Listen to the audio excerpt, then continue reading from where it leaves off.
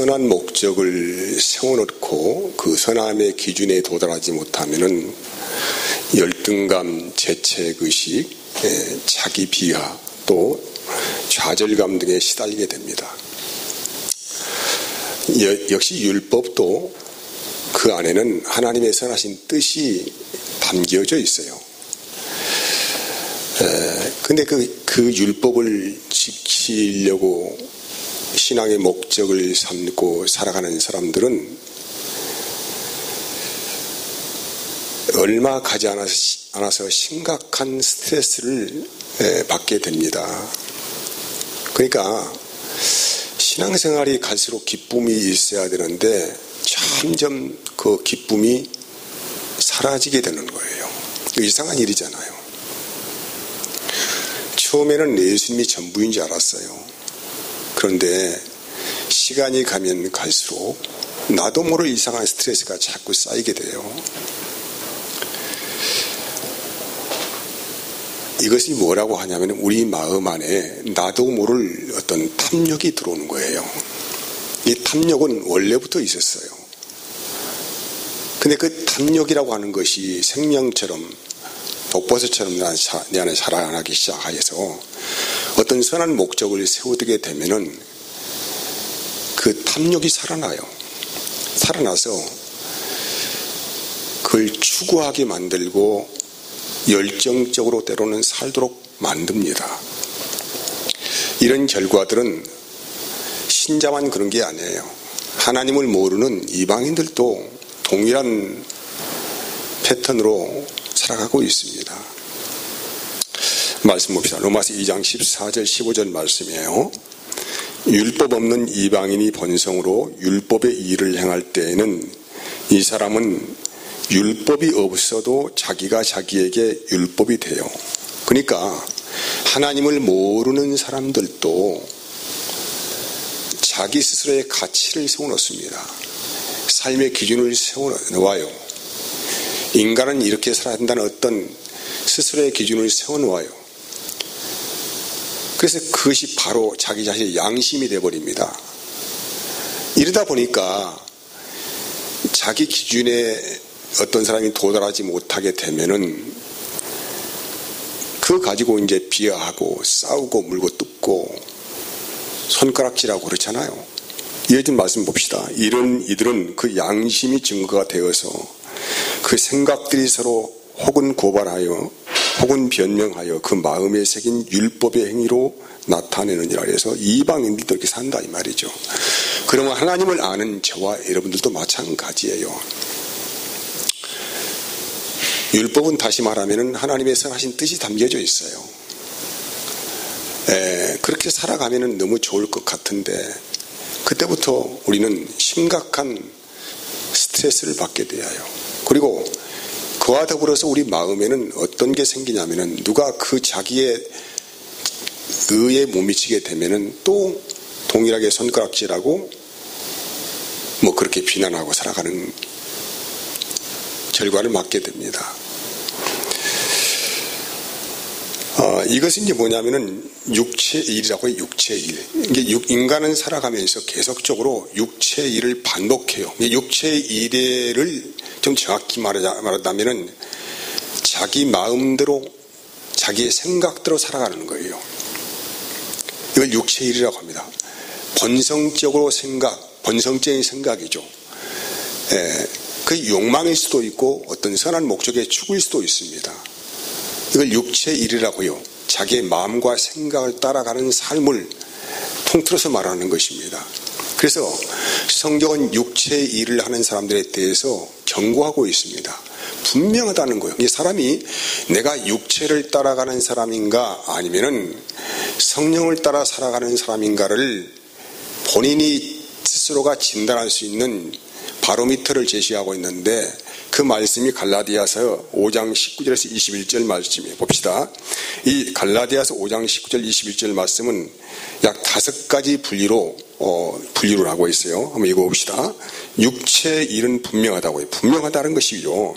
곧 음행과 더러운 것과 호색과 우상 숭배와 주술과 원수 맺는 것과 분쟁과 시기와 분냄과 당 짓는 것과 분열함과 이단과 투기와 술 취함과 방탕함과 또 그와 같은 것들이라. 전에 너희에게 경계하는 것 같이 경계하노니 이런 일을 하는 자들은 하나님의 나라를 유업으로 받지 못할 것이오 해서, 여기에서 이제 쭉 그 육체 일에 대해서 나열을 하고 있는데, 이걸 5가지 부류로 좀 나눠본다면은 성적 타락, 첫째는 성적 타락이 생겨요.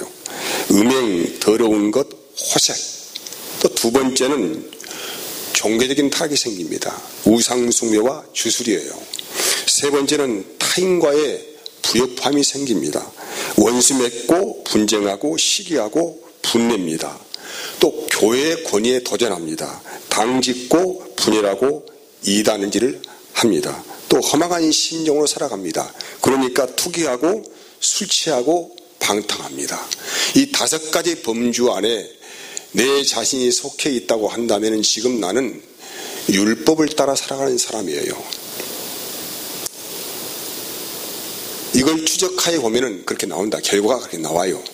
그러니까 나의 삶에 있어서 현재 이런 열매가 맺고 있다고 한다면 이건 분명히 나가 지금 뭔가 지금 하나님과의 관계 안에서 잘못 어긋나 있는 삶을 살고 있다라고 해도 과언이 아닙니다.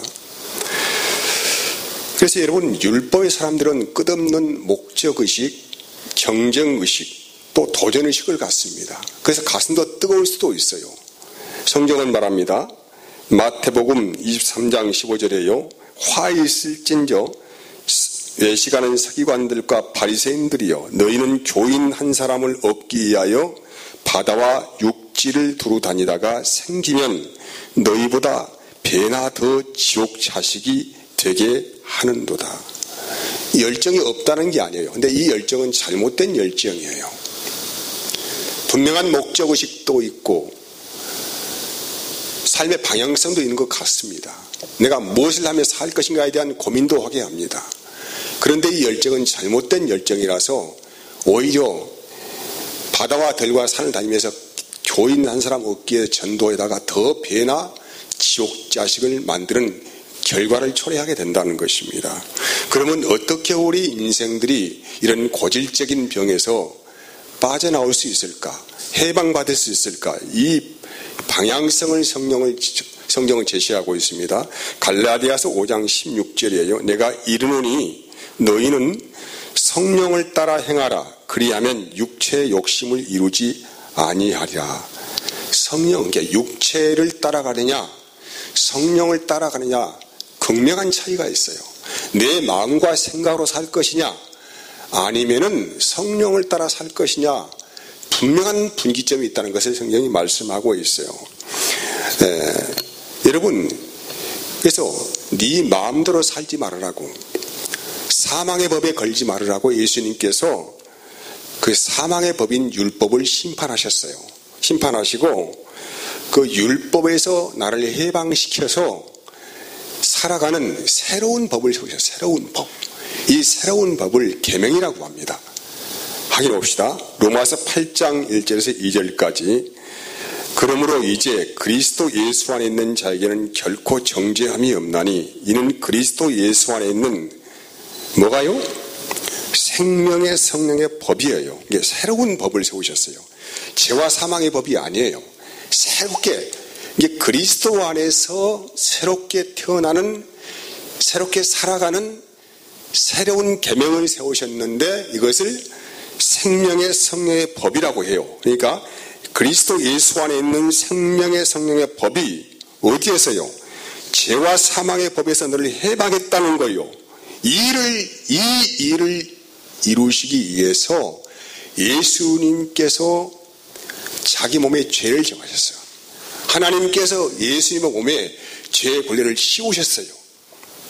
그리고 죄에 대해서 심판을 하시기 위해서 율법의 저주 안으로 들어가시게 하십니다. 그래서 주님께서 율법의 저주를 받아서 사망을 당하신 거예요. 죽음을 당하신 것이죠. 그러면 그 죽어서 끝났냐? 그렇지 않고 다시 사망을 당하신 그분을 성령 안에서 살려내신 거란 말이에요. 이 말씀을 이해하시겠습니까? 예, 이 말씀을 잘 좀 이해를 했으면 좋겠어요. 로마서 8장 3절 4절입니다. 율법이 육신으로 말미암아 연약하게 할 수 없는 그것을 하나님은 하시나니 곧 죄로 말미암아 자기 아들을 죄 있는 육신의 모양으로 보내어 육신의 죄를 정하사 육신을 따르지 않고 어떻게 해요? 그 영을 따라 행하는 우리에게 율법의 요구가 이루어지게 하신다 이 말이에요. 그러니까 예수님을 통하여서 율법이 요구하는 모든 형벌을 만족을 시킨 것이죠. 하나님께서 만족을 시키시고 끝난 게 아니야. 영원히 저주의 사망을 지배하는 새로운 법을 세우셨다는 새로운 법, 사람을 살리는 법이에요. 이것이 영원한 율법의 굴레에서 해방시키는 법이에요. 이게 뭐라고요? 생명의 성령의 법이다 이렇게 말씀하시는 거예요. 여러분, 생명이 생명인 것을 증거하기 위해서는 반드시 생명은 무엇을 이겨야 해요? 죽음을 이겨야 해요. 살아있는 것은 반드시 죽음을, 이 사망을 이기고 사망 위에 군림이 해야 되는 거예요. 이 말씀 이해하시겠죠? 이게 내가 살아있다고 하는 것은 사망이 나를 어떻게 할 수가 없다는 거예요. 그래서 생명이 생명으로 증거되기 위해서는 반드시 사망을 지배하고 다스리고 다시는 왕 노릇이 증거가 돼야 한다. 그래서 예수님은 죽을 수가 없어요.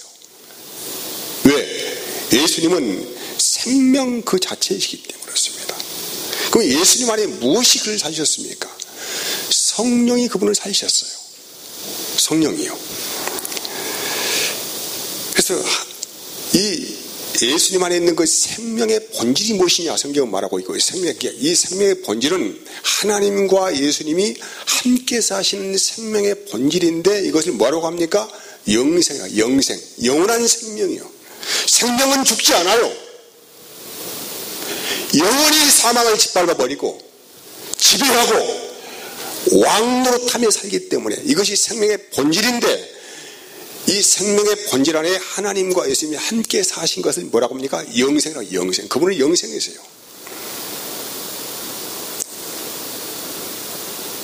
죽음이 어떻게 할 수가 없어요.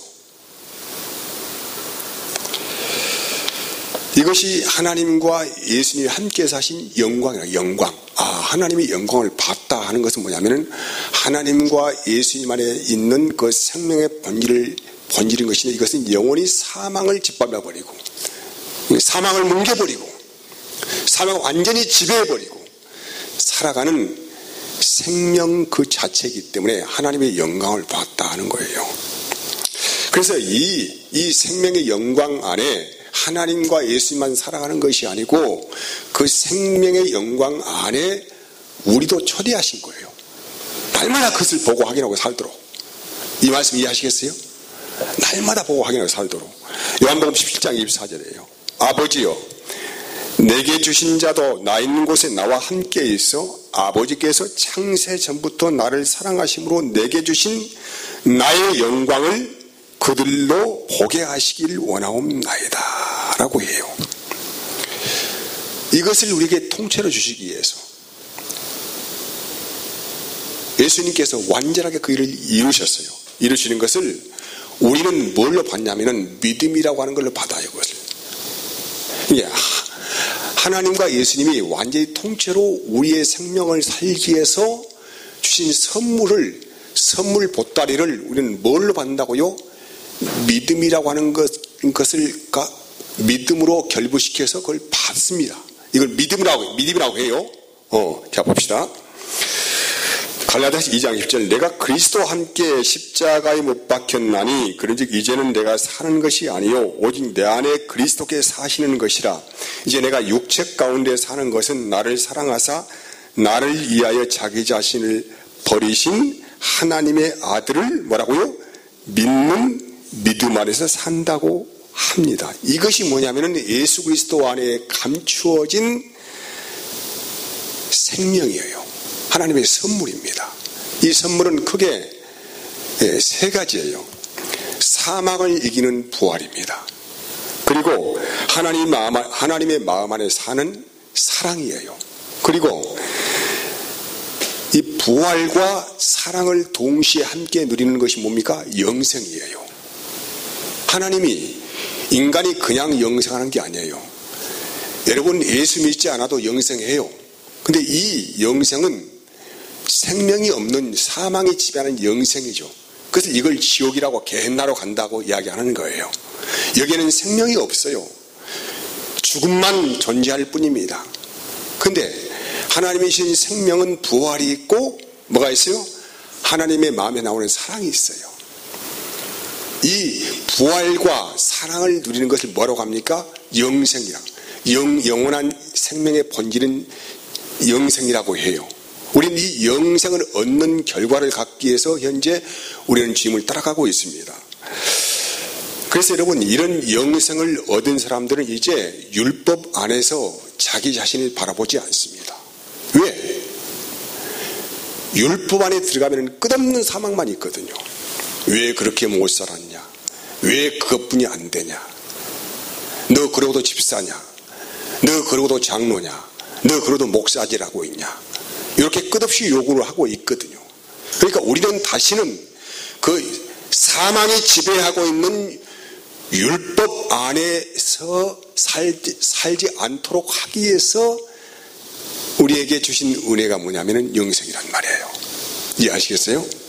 그래서 여러분 잘 들어보세요. 사람은 누구나 다 오래도록 이 마음 안에 굳어져 있는 허물과 죄가 있어요. 이건 오래도록 굳어져 있어요. 어머니 뱃속에서부터 응애하고 태어날 때부터 나도 모를 세상의 법이 우리 마음에 들어와 있어요. 세상의 가치관이 들어와 있어요. 그래서 이것이 오래도록 시간이 가면 갈수록 견고한 성을 이루고 나를 끝없이 추락하도록 하고 있습니다. 이것들이 나의 왕이었어요. 그래서 세상의 전부질 알았어요. 하지만은 이것은 끝없이 나를 추락시키고 깊은 사망의 늪으로 나를 잠시시키는 어떤 사탄의 정처였습니다. 그래서 이런 덫에 걸리면 끝없이 자기 자신을 확대하고 비관하고 열등감과 낮은 자존감을 가지고 살아가게 합니다. 여러분 세상 사람들은 이 사람들을 구원하기 위해서 어떻게 합니까? 여러 가지 상담 프로그램, 시스템 뭐 이런 것들을 만들어서 어떻게 도와주려고 하지요. 하지만 본인 자신도 그런 늪에 빠져져 있는 것과 동시에 여러분 결국은 허망합니다. 영생이 있습니까? 사랑이 있습니까? 부활도 없습니다. 마지막은 공허함만 있어요. 이게 생명이 없는 것들은 잠시 사람을 케어할 수는 있겠지만은 어떻게 도와줄 수가 없어요. 그냥 그대로 그냥 걸어가는 거예요. 끝없이 가다가 멸망으로 빠져 들어갈 뿐입니다. 구원이 있습니까? 아무것도 없어요. 그냥 그렇게 살 뿐이에요. 이게 생명이 없는 사망의 덫에 걸려 살아가는 자라고 이야기하는 거예요. 그러면 예수님께서 우리에게 주신 복, 하나님은 이것을 그리스도 안에서 하나님의 자녀들에게 주겠다고 창세 전부터 설계하신 복, 이 복을 우리에게 주시겠다 이 말이에요. 이것은 창세 전부터 하나님의 마음 안에서 이미 설계되어 있어요. 시스템화되어 있어요. 이렇게만 하면은 하늘의 복이 너에게 임한다 이 말씀을 하는 것이거든요. 그럼 뭡니까? 성령을 따라 살면은 반드시 사망을 이기고 너희가 생명의 왕노릇하며 살도록 하시겠다 말이죠. 이 복을 하나님께서 우리에게 주시기로 한 거예요. 여러분, 그래서 이 엄청난 이 복을 우리에게 주시기 위해서 예수님께서 반드시 뭐합니까? 죽음의 법인 율법에서 성령의 능력으로 살아나셔야만 된다 이 말이죠. 뭐 하려고요? 왜 예수님께 십자가에 죽으셨습니까? 왜 부활하셨습니까? 우리에게 하나님이 창세 전부터 우리에게 주시기로 설계된 이 복을 우리에게 주시기 위해서 예수님은 사망에 매일 수가 없어요. 반드시 그분은 그냥 살아나는 게 아니에요. 성령으로 살아나셔야 돼요. 그리고 성령으로 살아나셔가지고 어떻게 합니까? 이제 살아나신 그분이 부활 승천하에서 이제는 사망의 지배를 받고 있는 자녀들을 영원히 해방시키기 위해서 뭡니까? 그분이 성령을 입고 어디 안으로 와요? 우리 안으로 오셔요. 이해하시겠습니까? 성령을 입고 그분이 우리 안에 오셔서 엄청난 일을 하십니다. 그걸 크게 세 가지로 말씀할 수 있어요. 먼저 말씀 한번 봅시다. 로마서 8장 11절 보면은, 자, 예수를 죽은 자 가운데 살리신 영이 너희 안에 거하시면 그리스도 예수를 죽은 자 가운데 살리신 이가 너희 안에 거하시는 그의 영으로 말미암아 너희 죽을 몸도 살리시리라고 해요. 모든 사람들은 일평생 사망의 지배를 받다가 사망한 영으로 살다가 결국 깊은 사망의 나라로 떨어집니다. 이게 인간의 일평생이야. 이것이 영원히 사망의 지배를 받고 결국은 마지막은 사망으로 끝나요. 이게 인간의 일생이라니까. 일생인데, 하지만 예수님께서는 죽은 자 가운데서 뭐합니까? 살아나셨어요. 죽은 자. 이게 다 죽는다 이 말이죠. 다 죽어. 인간은 다 죽어요. 그러면 이 죽음의 권세에서 누구만 살아나셨어요? 예수님만 살아났는데, 그냥 살아난 게 아니고 성령께서, 성령의 역사로 말미암아 예수님은 살아나셨다 이 말이에요. 이 말이 굉장히 중요해요. 그래서 성령의 역사를 말미암아 살아나신 그분이, 다시 정리합니다, 영원토록 자인들 안에 사시기 위해서 오셨어요. 오셔가지고 그분이 크게 세 가지의 일을 계속적으로 하고 있어요. 첫 번째, 자, 우리는 주님이 재림하신 걸 믿습니까? 안 믿습니까? 여러분 다 믿고 있죠? 예. 성경의 모든 일은 다 이루어졌는데 아직 주님의 재림이 이루어지지 않았다고 해요. 자, 저와 여러분들은 반드시 믿는 게 있어요. 세상은 어느 때가 되면은 끝이 난다는 것입니다. 끝이 나고 끝남과 동시에 누가 오십니까? 예수님이 다시 오신다 이 말이죠. 그럼 그분이 뭐하러 오시느냐? 심판하러 오신다. 심판. 믿는 자와 믿지 않는 자를 심판하러 오신다 이 말이에요. 그러면 그 심판대 앞에 설 때에 누가 나를 증거합니까? 누가 나를? 응? 누가 저 사람은 예수 믿고 살다가 죽었다가 증거합니까? 누가? 옆에 누가 영희가 철수가 나를 그렇게 증거합니까? 아니죠. 우리 안에 함께 사신 누가? 성령이 먼저 증거를 하셔. 이것을 뭐라고 합니까? 생명책에 기록된 자라고 이야기해요. 두 번째 하시는 일입니다. 두 번째는 예수님을 죽음에서 살리신 그 능력으로 우리도 부활시키십니다. 다시 읽어볼게요. 자, 8장 11절. 예수를 죽은 자 가운데 살리신 이의 영이 너희 안에 거하시면 그리스도 예수를 죽은 자 가운데 살리신 이가 너희 안에 거하시는 그의 영으로 말미암아 어떻게 해요? 너희 죽은 몸도 살려요. 그러니까 나를 살리는 것은 내가 부활을 믿는다고 하는 게 아니란 말이에요. 반드시 우리 안에 성령이 오셔서 그분이 내 안에서 증거를 하시고 나의 죽을 몸을 살리신다니까요. 그분이 살려. 그분이. 이게 부활이에요.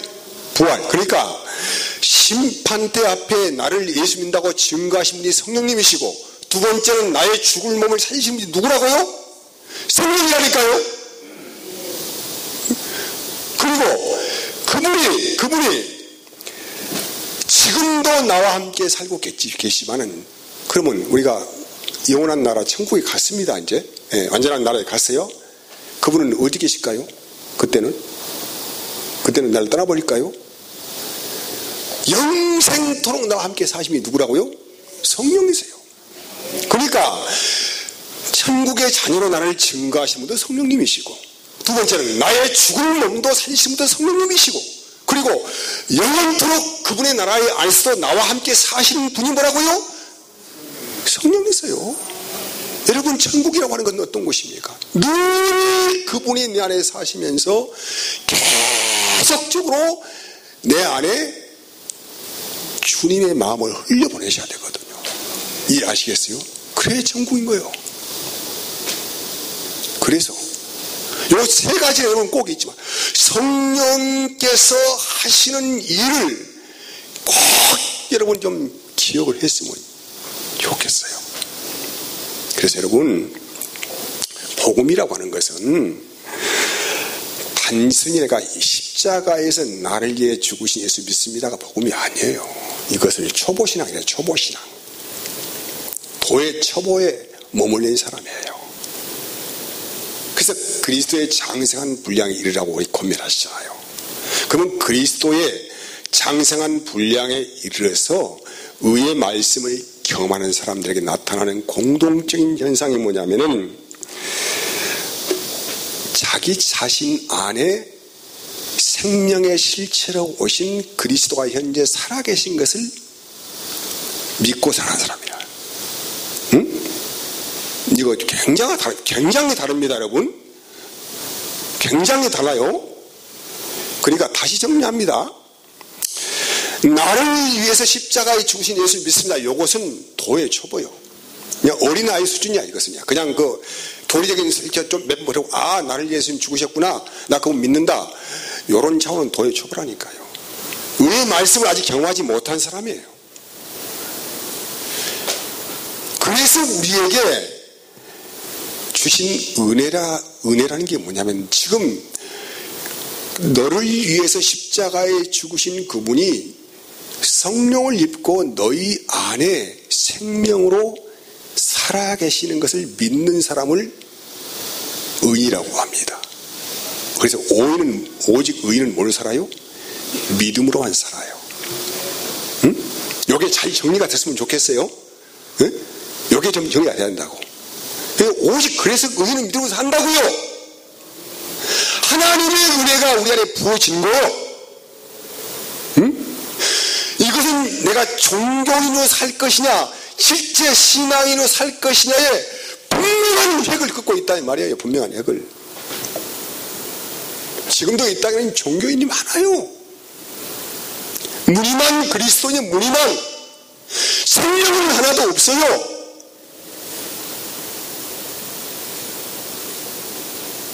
그래서 우리는 진정으로 하나님의 은혜로만 살아요. 믿습니까?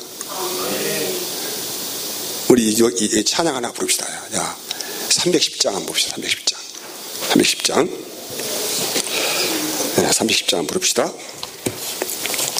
올라가자. 자, 가사 생각하시면서.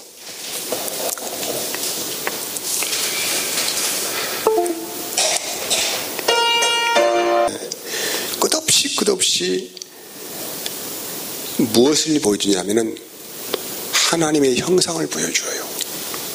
이걸 다른 말로 하나님의 사랑을 우리 안에 보여준다, 이렇게 말할 수 있어요. 그러니까 여러분 잘 들어보세요. 이 말씀이 이해 못하면은 성령의 음성 들으려고 발버둥을 치고 별일을 다 합니다. 이제 사탄에 잡혔어요. 우리 안에서 끝없이 성령님은 끝없이 뭘 보여준다고요? 하나님의 형상을 보여줘요. 그 형상으로 오신 분이 누구이십니까? 예수 그리스도이세요. 그걸 다른 말로 하면 하나님의 사랑을 보여준다, 이 말이죠. 이제 사랑을 보여주셔서 예수님께서 왜 너를 위해서 십자가에 죽으셨는가를 알게 하셔요. 왜 그분이 죽으시면 되는가 알게 하셔요. 알게 하셔가지고 그걸 알게 하신과 동시에 우리 마음에 열매가 맺히는데 주님을 사랑하는 마음이 생긴단 말이에요. 응? 이해하시겠죠? 주님을 사랑하는 마음이 생겨. 주님을 사랑하는 마음을 내 마음이 받으면은 그때부터 그 사랑의 음성 안에서 모든 일을 생각하기도 하고 결정하기도 합니다. 이것이 응답이에요. 다시 말씀드릴게요. 내 안에 오신 성령께서 끝없이 하나님의 형상을 보여주시오. 그 형상은 예수 그리스도이십니다. 그분을 보는 순간에 내 마음에 감동이 생겨서 주님을 사랑하게 돼요.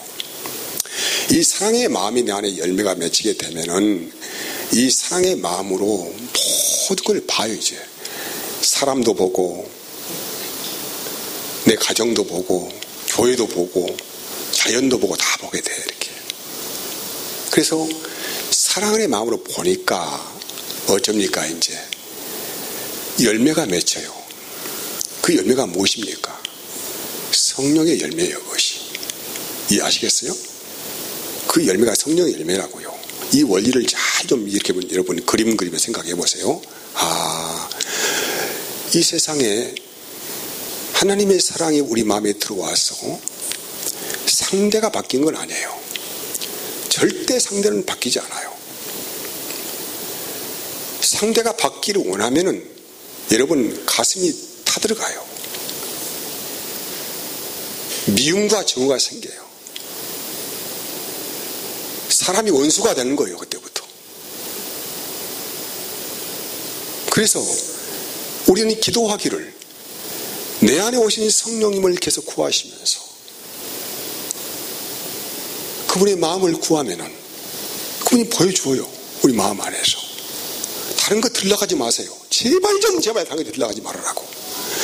다른 것을 들으려고 하는 순간부터 마귀 새끼가 그때부터 달라들어가지고 요상한 짓거리 하니까 절대 다른 걸 들으려고 하지 말고 내 안에 마음에 감동을 시키는 성령님의 음성 안에서 그 마음이 전달되면 주님을 사랑하게 되어지고 그 마음을 가지고 세상을 바라보고 나를 바라보게 되면 나라는 존재는 엄청난 존재예요.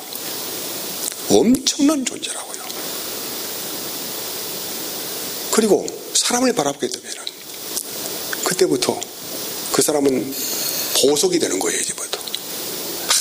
말은 쉽지. 이게 말은 쉽지. 저도 어려워요. 지금도. 정말 힘들어요. 말은 쉬워요.